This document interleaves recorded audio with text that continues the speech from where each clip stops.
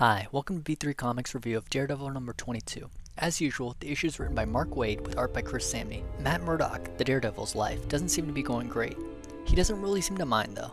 He's completely broke but doesn't pay rent on his apartment.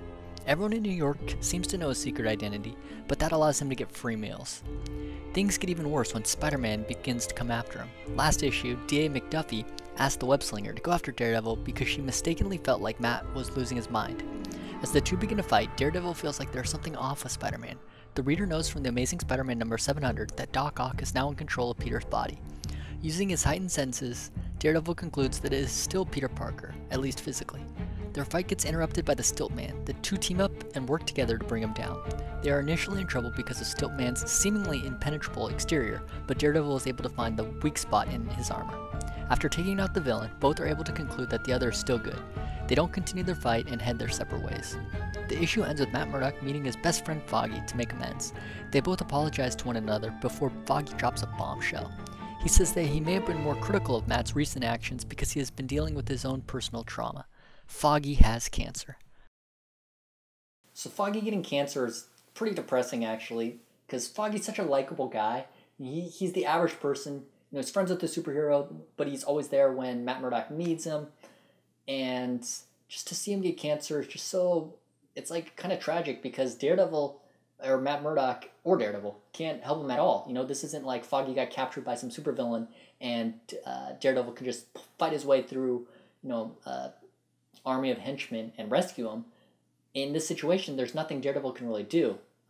I guess things he could do, which I think he should do, would be like call up Reed Richards or T'Challa, the Black Panther, and say like, hey, can you try to cure cancer or something like that? Although I'm sure they've probably already been trying to do that. So hopefully Foggy makes it out of this, because if not, that's going to be really depressing. What interested me more about this issue wasn't so much how, what it was like for Daredevil to get confronted by Spider-Man or anything like that. It's more to see how Daredevil reacted to the Spider-Man. Daredevil is like, smelling him, listening to his heartbeat, and kind of hearing all his vitals. And from those, he took away that this is still Peter Parker. So he wasn't able to pick up on, Otto now being in control on a physiological sense, but he definitely thought that, there was something slightly off.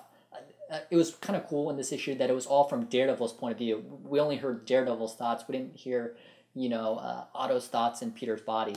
Because I'm sure Otto was thinking like, oh man, what do I do if Daredevil calls me out right now? But this was all from Daredevil's point of view, and it was, I think that's actually somewhat realistic, that Daredevil is just like, well, there's something a little off, but I'm not too suspicious. And I'm sure that's what it's going to be like for most of the people who interact with the new Spider-Man. They're going to say like, wow, this guy seems a lot different, and maybe I don't like him as much, but I don't expect I don't think there's anything nefarious about it, even though technically there is. This issue also kind of pointed out one of the major just ongoing themes of Waid's run on Daredevil. It's like now that it's all about Daredevil being back in New York and what life is like for him. At the beginning of the issue, he's basically just talking about how he's broke. Everybody just knows his secret identity, and Daredevil just doesn't seem to, or Matt Murdock / Daredevil doesn't seem to really care.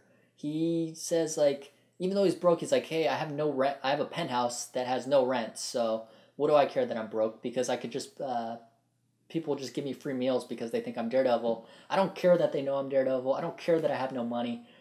He's just like, it's just almost, it's very immature actually. And, just kind of see that side of Daredevil is just showing, it's very interesting actually, because you don't see that in a lot of comic books, and that's why Waid's run is just so good.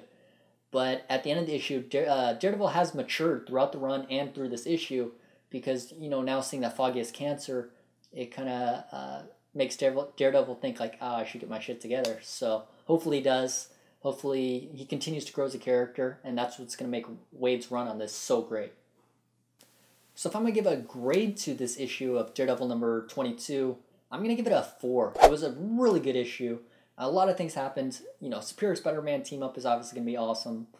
And just to see kind of Daredevil's just average life in New York City, being broke, having to bump free meals, that was just pretty interesting. So 4 out of 5. So thanks for watching this review of Daredevil number 22. Before I go, I got a question for you guys though. Daredevil's met the Superior Spider-Man, didn't pick up on any change. Should he have? What's your guys' opinion? Leave your answer below to this question or any other questions throughout the video. And please thumbs up the video if you like it. Thanks.